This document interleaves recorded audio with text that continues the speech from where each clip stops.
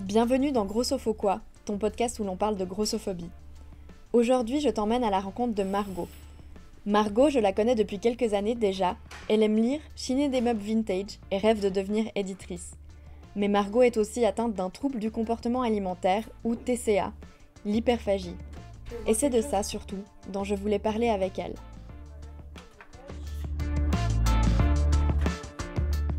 J'ai une relation à la nourriture qui est compliquée depuis que je suis toute jeune. Et quand j'ai une émotion qui est trop forte à gérer, le meilleur moyen pour moi de canaliser cette émotion, puis d'essayer de la gérer et de ne pas me laisser envahir, émotion positive ou négative, c'est de manger. Quand on mange, ça nous fait un gros shoot d'endorphine, et puis en gros, on est complètement shooté, quoi. Puis c'est un peu... Enfin, je suis une junkie avec une addiction acceptable socialement, mais moi j'ai vraiment le sentiment que quand je me nourris, je fais faux. Et mon idéal, qui n'est pas du tout possible, parce que simplement parce qu'on est des êtres humains puis qu'on est obligé de se nourrir, ce serait juste me nourrir de bouillon, quoi. Si je pouvais, je ferais ça. J'arrêterais, j'aurais envie de couper court à tout ce qui fait que l'alimentation n'a pas juste une importance nutritive pour un être humain, et juste me limiter à un bouillon, et puis c'est tout. C'est hyper compliqué en fait de se nourrir sans culpabiliser, il y a plein de choses à prendre en compte. Il y a la sensation de faim, le TCA en général, tu n'as plus la sensation de faim, la sensation de satiété, tu reconnais pas très bien ces sensations, tu as de la peine à les mettre en place, alors que a priori quelqu'un de normal, quand il a plus faim, il a plus faim. Alors que quelqu'un qui a un trouble du comportement alimentaire, il peut se nourrir juste parce qu'il a besoin de déconnecter de son émotion ou déconnecter du truc. Et après coup, il aura mal au bide, il se sentira super mal, mais au tenter, il ne ressentira plus l'émotion.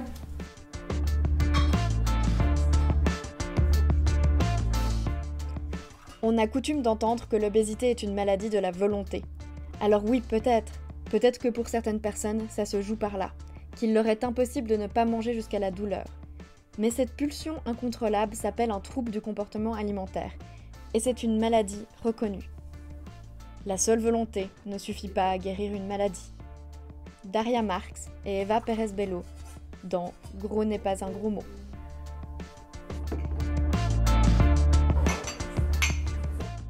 J'ai rapidement senti que j'étais pas normale avec mon poids.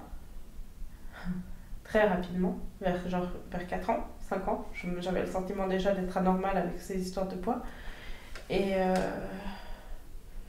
j'ai toujours été une gamine qui était très gourmande, un peu ronde et tout. Et on m'a fait voir des diététiciens quand j'avais 5-6 ans, quoi. Donc ça fait...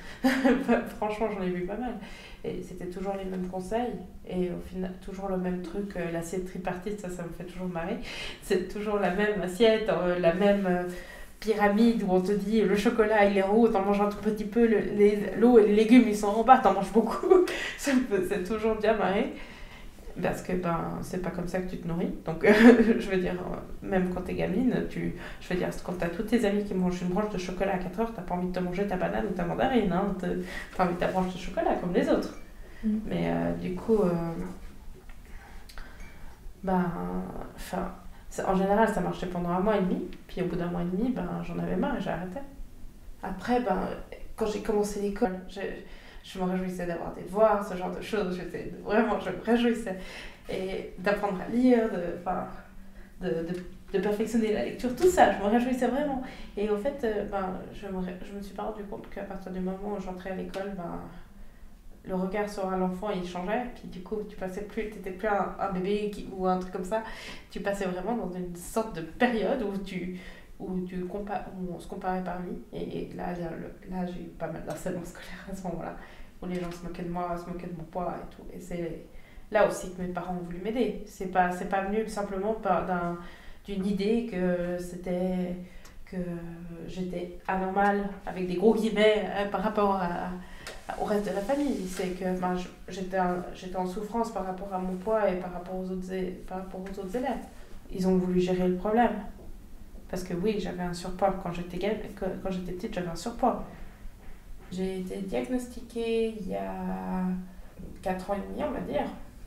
Disons qu'il y a 3 diagnostics différents. Il y a le diagnostic de TCA, le diagnostic de mon état psychique et mon diagnostic, le diagnostic posé par le médecin généraliste qui me suit.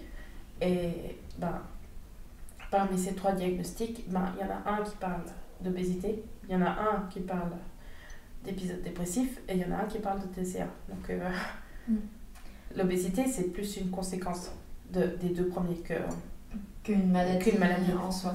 Ouais. Ça s'est fait un peu de concert entre ma psy et puis une première diététicienne chez qui je suis allée, qui du coup m'a permis de me rendre compte que j'avais un problème. Après, j'ai mis beaucoup de temps à dépasser l'idée que c'était pas juste que je mangeais trop et que vraiment il y avait quelque chose derrière, que j'avais un comportement bizarre avec la nourriture. J'ai mis énormément de temps à accepter le fait que c'était pas juste un manque de volonté de ma part.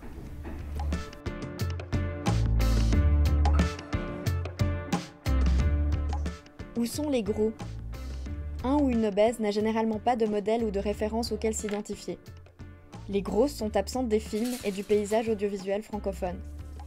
Je me suis toujours demandé où se trouvaient les gros. Dans mon quartier HLM, il y avait des gros et des grosses. En revanche, dans mon lycée, nous étions environ 500 élèves. Nous voyions bien quelques filles et gars un peu ronds, mais seulement 3 filles obèses. Quand je suis arrivée à la fac, c'était pire, ils avaient disparu. Gabrielle Dédier, dans On ne naît pas grosse.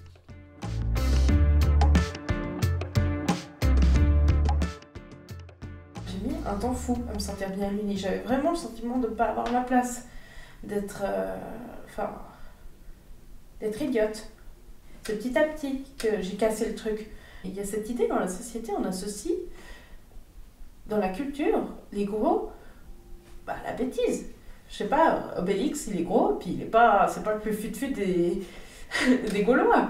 Et puis positivement, t'as le bête, t'as le rigolo, le gros rigolo.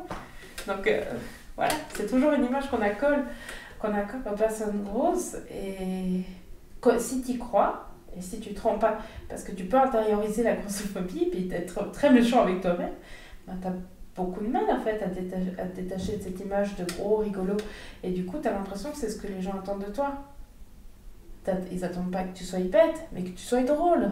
Donc, il faut un temps fou pour juste décoller de cette image et te rendre compte que c'est pas toi, que c'est pas ce que t'as envie d'être et de représenter, et que t'as le droit d'être qui t'as envie. Pour moi, quand t'es une personne grosse, on est tout le temps en train de te donner une sorte d'injonction qu'il faut que tu perdes du poids et qu'il faut du coup t'attendre d'avoir perdu du poids pour vivre. Moi, j'y ai cru pendant longtemps et maintenant, j'ai vraiment, j'essaie de m'en détacher et de vivre par moi-même et vivre vraiment, d'essayer de vivre.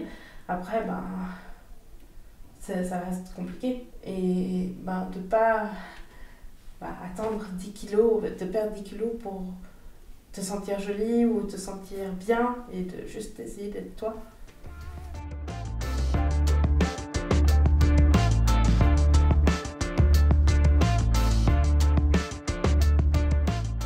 Merci d'avoir écouté ce 2e épisode de Grossophoquoi, un podcast produit par Décadré. Vous pouvez le réécouter sur le site décadré.com où vous trouverez tout un tas de ressources, mais aussi sur SoundCloud, Spotify ou YouTube. N'hésitez pas à partager le podcast autour de vous et à me donner vos avis. À la semaine prochaine!